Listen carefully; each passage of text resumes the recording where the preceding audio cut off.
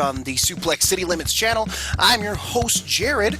Normally I'd be joined here by my co-host, Tony, but he is representing his awesome company, Mob Run Productions and Sounds, down in Las Vegas, Nevada, as he is representing his company at Future Stars of Wrestling, Paragon Pro Wrestling, meeting people, shaking hands, kissing babies, and trying to expand his brand. And his brand is this: if you need video editing, audio editing, or if you're local to the Minot area, he will deliver to you sound equipment for rental. If you're a wrestler looking for customized music you can use on television, YouTube, so you don't hit copyright laws, he's a great man to work with. Great rates. That's Mob Run Productions and Sounds on Facebook. You can also reach him on Twitter and Instagram. So he's all over the internet there.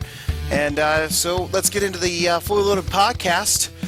Coming up here, we have Turmoil, April 15th and 16th in Fargo and Detroit Lakes. We're making our debut in Detroit Lakes, and we're coming back to Fargo, where the last time we were there, we ended up getting banned from the community center, but we're coming back, and we promise there won't be, too much destruction like last time.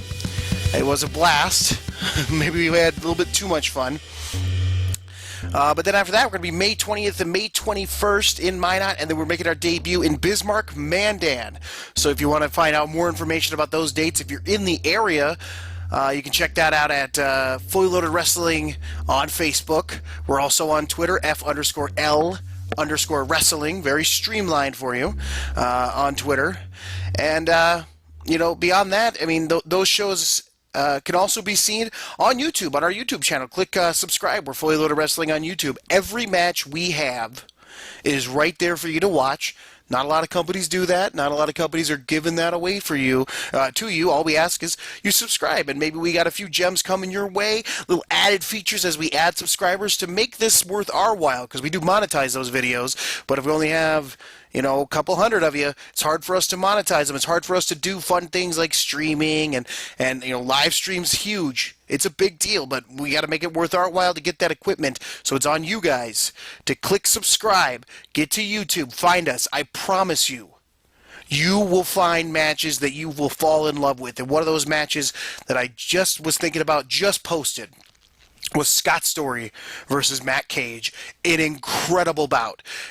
An incredible match between two guys who had amazing chemistry. For people those two had never been in the ring against each other. Matt Cage, Scott Story. It was a part of the No Limits title tournament semifinals. That's a tremendous match, and we have some great matches coming up from Fully Loaded Anniversary on our YouTube channel. So click subscribe. If you're a Suplex City Limits fan and you like to listen to their podcast, I promise you, Jamie and Rando Commando 100% endorse Fully Loaded TV. And if they like it, it's got to be good, because they like Lucha Underground and they hate Roman Reigns. Not saying I do. I'm saying they do. And if that's your proclivity to listen to them and what they like, check them out. I'll tell you what, though, speaking of great things going on, coming up right now, I talked to Arik Cannon at Fully Loaded Anniversary. We talked about a lot of cool things. Most importantly, we wanted to get across is First Wrestling, WrestlePalooza. Maybe the biggest independent company running in the Midwest, and that includes us. I mean, they only come around a few times a year, so it's a big deal. They sell that 1,000-seat venue out almost every time they're in Minneapolis. They're expanding. We talk about that in the interview. So my interview with Arik Cannon's coming up right after this.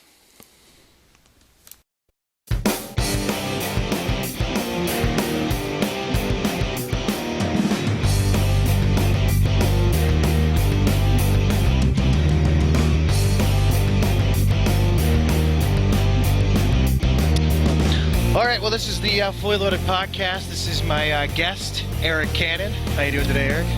I'm great. You're always great. Well, I try to be great. Thank you for having me. You bet.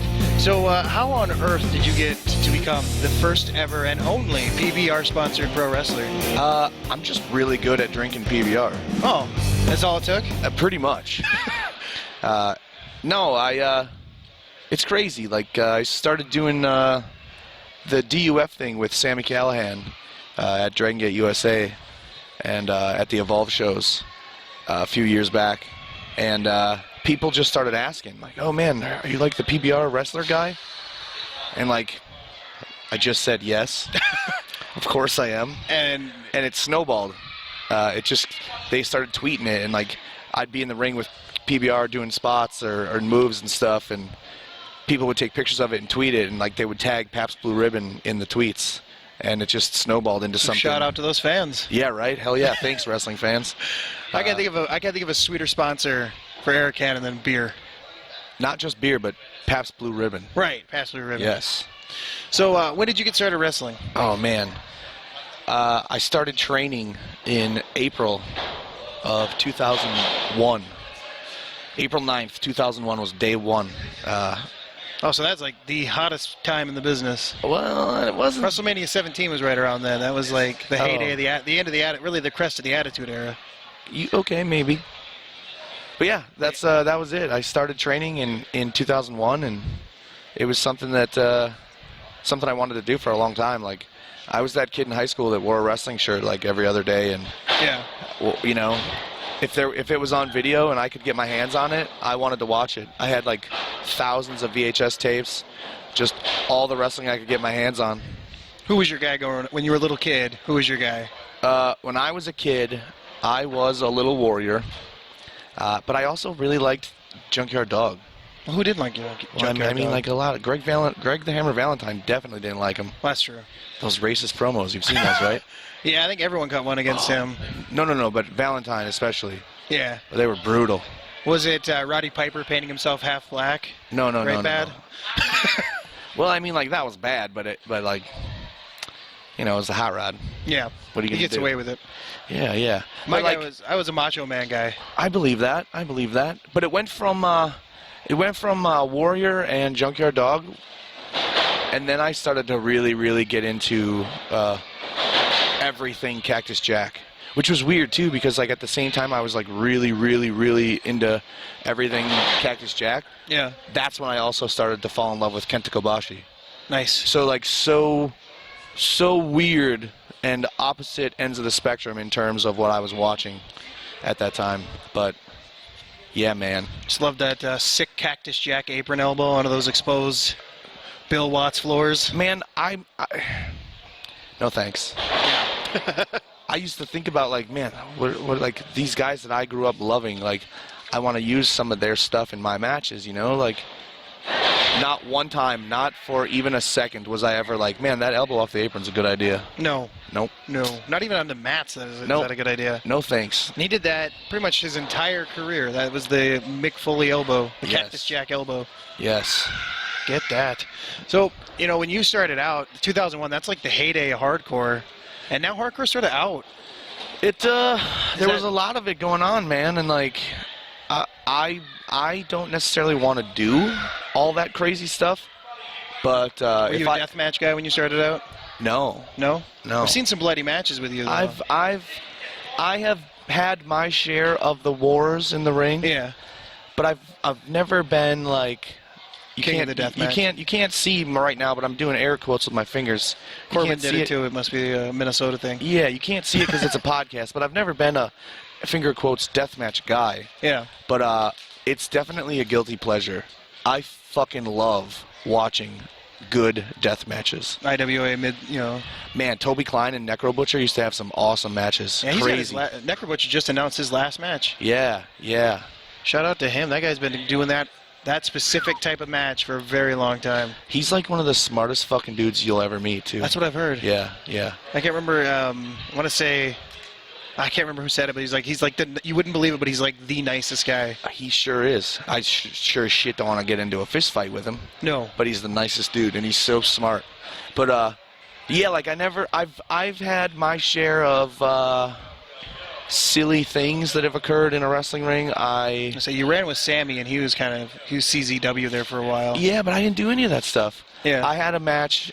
Over the years, I've done some stuff with thumbtacks, a barbed wire bat. I did do some shit with some glass once. Ooh. It was a bad idea. Like real glass? Light tubes. Oh. Oh, hell yeah. Fun. Yeah, no, it sucked. But you won't do the Cactus Jack elbow. Nope. I'll do fluorescent light tubes, but I won't do. I took a DDT onto like a pyramid of light tubes. Oh, that doesn't even sound like fun. No, it was a dumb idea. I was a stupid fucking kid. But like at the time, I thought to myself, man, that wasn't so bad. It wasn't so bad. Yeah. I was bleeding everywhere, so it was as bad as I thought it was going to be, but it didn't feel as bad as I thought it was going to be. Yeah. I got home that night and was cleaning up. All the adrenaline stopped. Yeah, and I was washing my hair, and the blood like just kept coming out, just kept coming out, just kept coming out. And I'm like, Jesus, what is all this? And there was this one spot on the top of my head that every time I'd go over it with my hand, it hurt. Yeah. So I washed my head, I washed my hair, all that stuff. The blood, the brown, the yellow, the like, what's the word I want to look for? Pus. No, not pus. the blood, the brown, that murder scene at the bottom of the shower was finally done. But I still had this pain in the top of my head. So I got out of the shower, I looked in the mirror, and I was like, oh, no wonder my head hurts. I got a big fucking piece of glass stuck in the top of my head. So I pulled this piece of glass out of the top of my head. It was about the size of a dime. I have no idea how it got missed that night when we were looking each other over like, okay, yeah. So by the time I pulled that out, looked at it, and like couldn't believe how big it was in my head still, and I got back in the shower, blood everywhere. And then you're just like, no more glass spots for me? Total murder scene is what it looked like. Oh, yeah, no more glass. I've never done anything like that since. So do you think hardcore isn't as much anymore because fans aren't into it because they've seen what it does to guys? Or do you think the business just goes in cycles and eventually hardcore will be back in?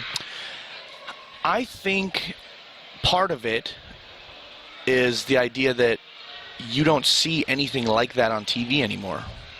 That makes sense. Like, even TNA doesn't do a whole lot of that stuff anymore. Yeah. Occasionally. You know, they've got a couple of guys that do that stuff, but you don't see it every week. Yeah. Like it used to be every Monday night. Every Thursday there was like hardcore matches and people were getting busted open and tables and all that stuff all the time. So I think that like the fact that it's not on TV anymore every week anyways, coupled with the idea that wrestling's becoming popular again. I know we're not supposed to say things like that, but people are enjoying just watching wrestling again. Yeah. So that you can see the crowds like at indie shows now. You're not really seeing a whole lot of like 50 people crowds. You're seeing actual like in the hundreds, or like AEW selling out, Chicago and stuff like that. WrestlePalooza selling out Minneapolis at First Avenue. I was just about to mention that. Hell yeah. Is it weird for you to be a wrestler and a promoter? Like, can you ever take the promoter hat off now that you run WrestlePalooza? It's really difficult the day of the show because, as you know, everybody's got a question. There's a million things to do. There's always something that you're like, oh shit, we still have to do this, or we have to do that. Yeah. Or we forgot about this, or we forgot about that. Yep. So it's really difficult the day of, especially because I've got all that stuff to do. I'm running around like a maniac, trying to get everything done. And you got your match. And I have to focus on a match. Yep. And I always tell whoever that I'm working with that night, I apologize to them right away. I'm like, hey, sorry, just so you know. With how over you are, though, WrestlePalooza, do you think it's easier then for you? You don't have to do quite as much? Or do you expect yourself to do more because the crowd loves you so much? Well, I always want to tear it down, especially at home. Yeah. And especially in that building. First Avenue. First Avenue is an iconic venue in the music industry, but in Minnesota, it's like huge. It's huge. It's the grin, the shit-eating grin I had on my face. Both times we sold that venue out, like unbelievable. That's cool. Unbelievable. Last time it was sold out in advance. It's so crazy. It's so crazy. But it's difficult. It's difficult because you got a million things to do, and put a match together, and perform, and everything else, and it's just a lot to worry about. It's difficult. Yeah. But I actually don't I don't wear my promoter hat very often because we only do our shows like every 6 months. Yeah. So I don't have to be a promoter. It's a special attraction. I mean, it's always anytime there's WrestlePalooza, Facebook just blows up the second those tickets go on sale. Yeah. That's all I see is people excited to go. And if, like you said, you sold out before the doors even opened. Yeah, it's Which crazy. is almost unheard of in wrestling today. Yeah. So. But yeah, because we do the shows so few and far between, like I don't really have to be the typical promoter. Like Yeah. I'm not stressing out that, man, we did really well this month. I hope we do really well next month too. Like we just do them. We just do the shows twice a year, 3 times a year. But they're successful, and we're starting to travel with them. Yeah. So Yeah. How was Iowa? Iowa was great. We did our first time in a new market. We did just over 400 people in the building. It's awesome. Which is amazing. Which is awesome. Yeah. And we're looking at doing at least 2 or 3 this June. So we'll see what towns we end up in for those. But it's a blast, man. It's a lot of fun. And if you guys, you listeners, you girls, everyone out there in podcast land isn't familiar with WrestlePalooza, you can check out First Wrestling on Facebook. That's F1RST Wrestling. And that's on Facebook, Twitter, Instagram, YouTube, all of that fun internet shit. All that stuff that wasn't even there when you started out. I know. Not really. I know. No, man. I mean, Twitter wasn't. Facebook wasn't. are you sure there wasn't Facebook? No, I think Facebook was like 2003, wasn't it? It wasn't popular. It was MySpace. Okay, so I thought originally when Facebook started, it was just for like college kids. Yeah, it was. So, I mean, I don't know. I know it was. Well, anyway, 2001 was more like MySpace. Not important. I definitely, MySpace was out when I started wrestling. I had a top 8, bro. I've never got into MySpace. No? No. I mean, I had it for a while, but then like everything else popped up, and it was like, all right, MySpace, go. I was too worried I couldn't find 8 friends to follow me on MySpace, so I just was like, no thanks. Yeah. Man, I remember like, so like now it's like, oh man, you don't follow me. Back then it was, I'm not in your top 8. Yeah. So then of course, MySpace, trying to cater to the morons, was like, hey, we'll do a top 18. No, it doesn't matter. We'll do a top 32. You can have as many top friends as you want. Well, fuck it, I don't want any top friends then. But yeah, man, First Wrestling, F1RST Wrestling. You can find us on Facebook, Twitter, and all that good stuff. And you can find Arik Cannon. Yes, on Twitter and I am also Facebook on all that stuff, yes. And I still spell my name funny. A-R-I-K Cannon. Yep. Oh, hell yeah. So this is what I like to ask. I asked Corbin and I asked Gangrel, who's either your all-time favorite match? Is this the 3rd podcast? Yes. Oh. Lucky number 3. Who's your all-time favorite opponent or your all-time favorite match? Like if you just one that you just go, I love that match, I don't, or opponent. Like this guy I know is just going to be an amazing match. We're going to tear it down. I would say that my favorite match... Careful, because Corbin said you and Jerry Lynn were 2 of his favorites. Yeah, man. So if you don't mention him, he's going to be mad. I'm definitely not. I am definitely not going to put over Darren Corbin. There you go. Man, I think my favorite match I've ever had was against the American Dragon, Bryan Danielson. Or maybe some of you listeners out there know him as Daniel Bryan. Recently retired Daniel Bryan. Yeah, that was such a bummer. Like I only got to be in the ring with him one time, and it was crazy. I think you tweeted the video, didn't you?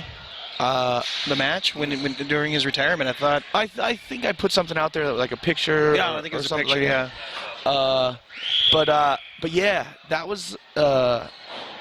We did some stuff in that match that I had never done before, and it was so mind-boggling, crazy to me how good he was. Yeah. How it's a different level. Yeah, like unbelievable. See, I've heard guys say that about Cesaro too. Man, he's the strongest motherfucker. Yeah. It was just crazy to me. Like, obviously, he had the success he had because he's that awesome. Yeah. But, like, to be in there with him and experiencing that awesomeness is just unbelievable. He's so good. So good. Yeah, I can't remember who said it, but they told me, they're like, you wouldn't believe the amount of people he got booked on other shows because they would just send their video of them wrestling him, and he made him look so good. Oh, I believe it. I totally believe it. 100%. Yeah. He's so good. So good. Yeah, I know the first match I ever saw you in was actually at the Jerry Lynn retirement show, and it was you and Sabu. Oh. And that was fun. It was something for you? Yeah, that was definitely something. Speaking of bloody hardcore, you were bleeding all over the place. I was.